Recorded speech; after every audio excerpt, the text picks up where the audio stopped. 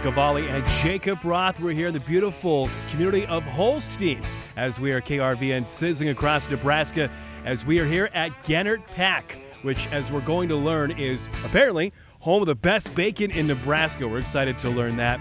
First off, thanks to our great sponsors, Cross Diamond Cattle, Cross Diamond Meats in Bertrand, obviously the Nebraska Beef Council, who's putting on the Nebraska Beef Passport Count, or the Nebraska Beef Passport, Dawson County Cattlemen, and the Nebraska Cattlemen as well.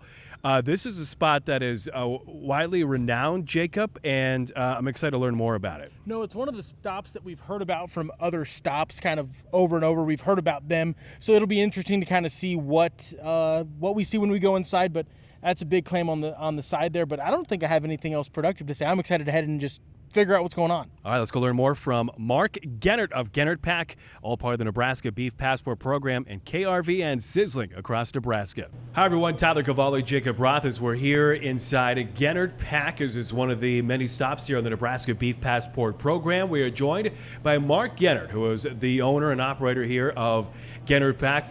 Before we were talking, Mark, you have been doing this for such a long time, 37 years. 37 years. First off, congratulations, because that's a heck of a feat. And talk about, obviously, how this all got started. Well, my dad built the facility in 1977, and he ran it for approximately 3 years, and he came down with cancer, and he passed away in '83. And so the plant sat empty for 5 years. I couldn't find anything to do, so I joined the Air Force and spent 4.5 years in the Air Force, and that's where I met my wife, Belinda.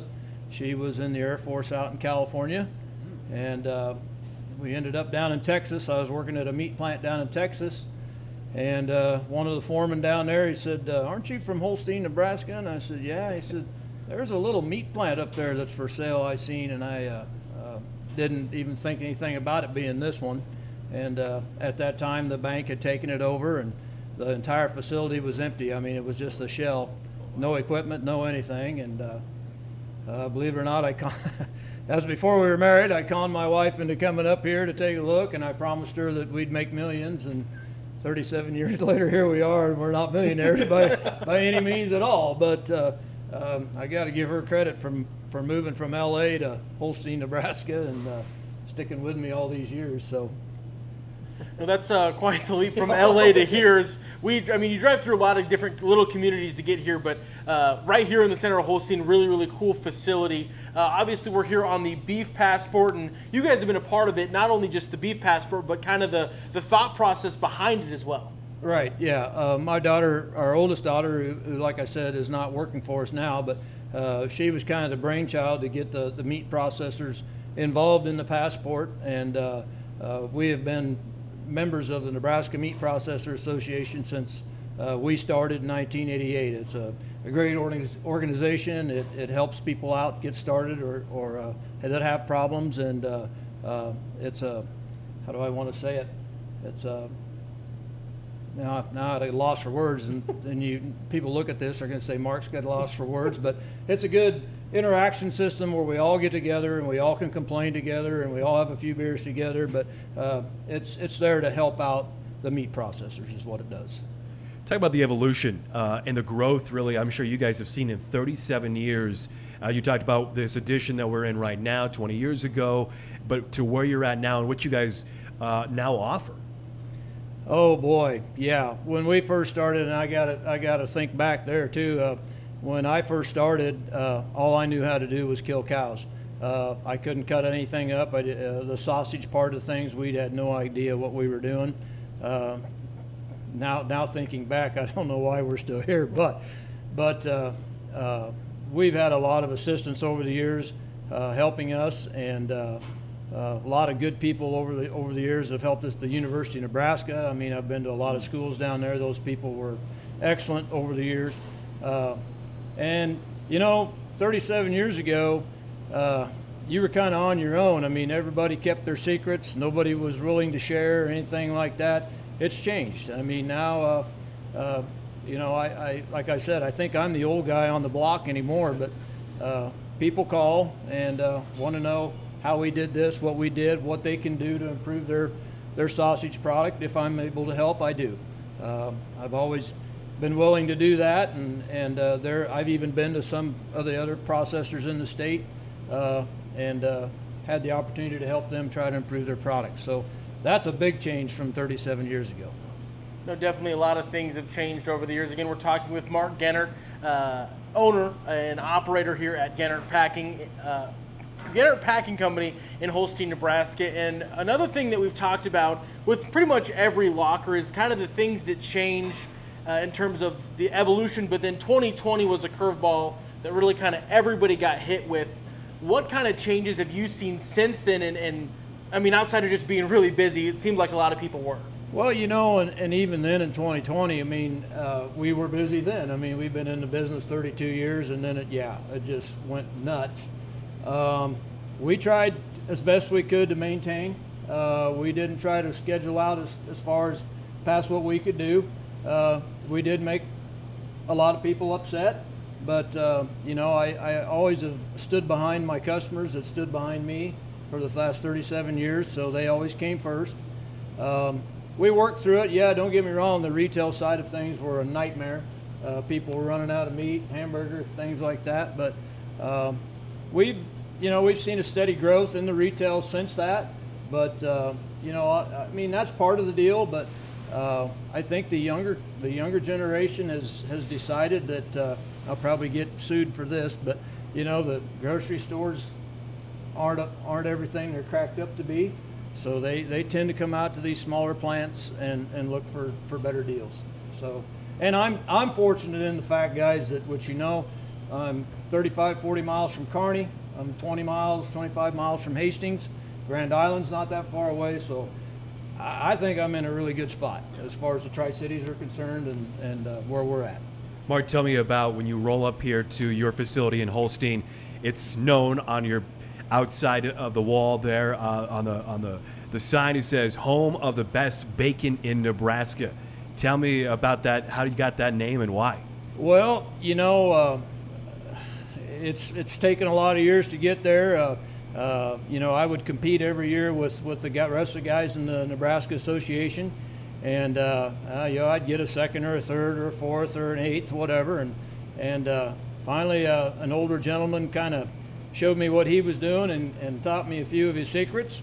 And I have not let on since, but we were fortunate enough now that we've won multiple state championships with the bacon. It's a country bacon, and I got to clarify, it's a country bacon, which means it's dry rubbed. It's not injected with water or tumbled with water or anything like that. It's the old-fashioned dry rubbed country bacon. That being said, we also compete at a national level with the American Association of Meat Processors, and I'd have to go look on the wall, but some years back I think we were in Buffalo, New York, and we won our first national grand champion smoked bacon, and then just 2 years ago we won it again, and then last year we actually got second, but we've stayed right up there in the top 5 on the national side also. So we're pretty proud of our bacon, and we not only make just the country bacon that's behind me here, but we make 5 or 6 different types of bacon. We make a cinnamon, we make a pepper, hot honey, chipotle. So it's not just our normal bacon, which is our biggest seller, though we do make some other varieties too. Okay, Mark, so talk about your hanging process, what you guys offer here, and you're kind of alluding to that this is something that you guys are known for.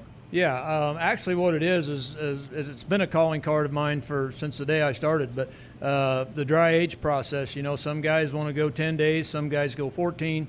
I actually go 21. Some guys I even go up to 28, depending on the way the beef looks at when it comes in and we get it slaughtered. But 21 days aging time is what we usually do, and that's, like I said, that's my calling card, and we don't try to do anything different than that. Why 21, by the way? How did you figure that out? Well, even at the Animal Research Center, I've been to their place a few times, and actually 14 days, they say, the beef is aged enough and the process is probably done, but the extra 7 days, it actually gives the beef a different flavor, and that's what my customers prefer, and that's why we do it. And kind of going a little bit more into that retail space, as we're standing in a beautiful retail space with a lot of freezers and things like that. Talk a little bit about the growth you've seen in the retail, obviously since COVID, but the different products that you offer, because it doesn't look like it's strictly just cuts. It looks like you have some things that have been kind of processed a little bit further as well. Well, and that's our calling card. I mean, yeah, I mean, and here again, I'm going to get probably in trouble for saying this, but anybody can cut a T-bone or a ribeye. I mean, but we, if you look around, you'll see that the labels that are anything that's got a yellow label with my name on it has been further processed here at Gentert Pack. So we take a lot of pride. We make like 35 different types of bratwurst. They're not all out here at the same time, but we kind of, you know, with the seasons we fluctuate. But we make 4 different types of hot dogs. We make chili dogs. We make just to go off hinge here is another thing that we've had really a lot of success with is Brownswagger. I mean, you got to kind of know what you're doing if you're going to make liver taste good. I mean, and I'm not saying I know what I'm doing, but it doesn't taste too bad. Good enough. So that's kind of our big thing, and like our sticks and our jerky, you'll see in some of the other cases. That's where Belinda and I don't get burnt out, because we enjoy working with the meat and, you know, taking our time to make it a product that people can enjoy. So the steaks, the roast, the hamburger, you know, that's just part of the game. Being in rural Nebraska, why is it important to be here for Nebraskans? I know you kind of touched on people maybe not going to the grocery stores more, but having this retail space as well is important. But why is it important to serve rural Nebraskans in particular? Well, you know, like I said, I'm from originally from Holstein. I graduated a little town over here 5 miles away called Rollin. You know, most of these guys I've grown up with my whole life. I'm a firm believer in the village of Holstein, and I thought when I come back that we could make a difference. You know, these rural areas, as you know, they're dying. I mean, they tend to be dying, but you know, we're just hopefully a little spark, and these rural farmers, they got to go somewhere. So I'm thankful for the little guy, and you know, everybody in the last 37 years, there's a reason I'm here, and that's because I've been supported. So. Yeah, I was going to say that obviously says something for 37 years of business. That's not common in a lot of different in any business. Let me clarify that 37 years of working with my wife every day too, and vice versa. She's had to put up with me, so that's an accomplishment. Anybody married definitely understands, that's for sure. All right, so we've been going on this, as we call it, KRVN, Sizzling Across Nebraska Red Meat Road Trip. We've been trying a whole bunch of different Nebraska beef or whatever products that everybody's been recommending. Here at Gentert Pack, what would you recommend that we have to try?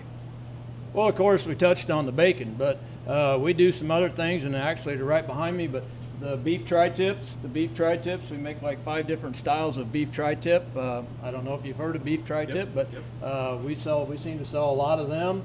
On the beef side, you know, we do, of course, we make an all beef hot dog. The big red hot dogs are right back behind Jacob there. You know, I'm just trying, summer sausage. We make 4 or 5 different types of all beef summer sausage. And of course, you know, you got the beef ribs and you got the steaks, and we got like 7 different types of steak over there. I would say the big thing is our further processed hot dogs and tri-tips and things like that. Which is totally different than what we've had other places, which has been neat. No, it's definitely cool to see the different things that folks get good at and learn about it. As you said, it's also different as a lot of different producers and packers specifically are talking to each other, kind of sharing secrets like that. And it is a road trip. It's the Red Meat Road Trip. If we had to take some sort of a snack thing with us on the road, what would you kind of recommend as your snack side of things that we can kind of get here?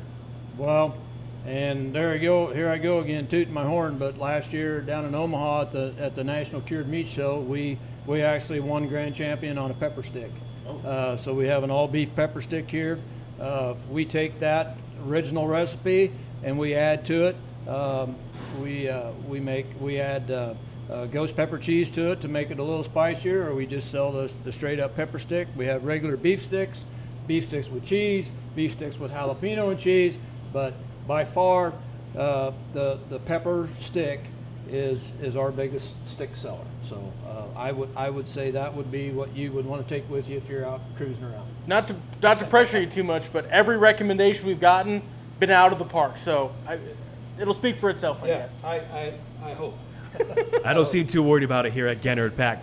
All right, Mark, as we wrap things up here, what are your hours? And if somebody want to get a hold of you in terms of maybe bringing in their animal or just stopping by, talk more about that. Well, we're here every day from 8 to 12, and then closed over the noon hour, and then open again from 1 to 5. We're open Saturday mornings from 8 to 12. I do live right here in Holstein. I will be honest with you. My cell phone. I think my cell phone's in my office.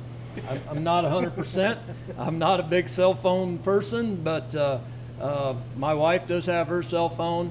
But for the most part, if you call during business hours or leave us a message, we're going to get back to you. We never leave a phone call unanswered.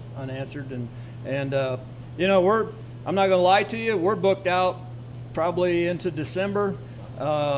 But we have some openings. There are spaces. I'm not 100% full.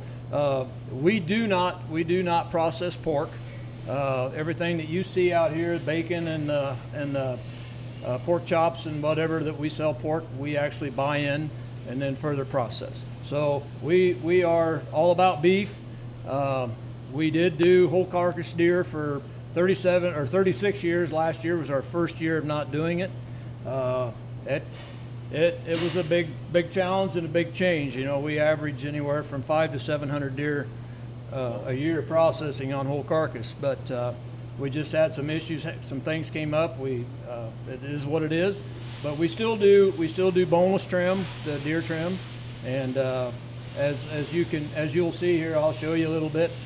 We do have the facility to do that stuff, but yeah, you can call us and we'll do our damnedest. After, like I said, 37 years, I don't like turning business down by any means. So. Well, very good. So make sure to stop by Gentert Pack here in Holstein. That is Mark Gentert, who is the owner.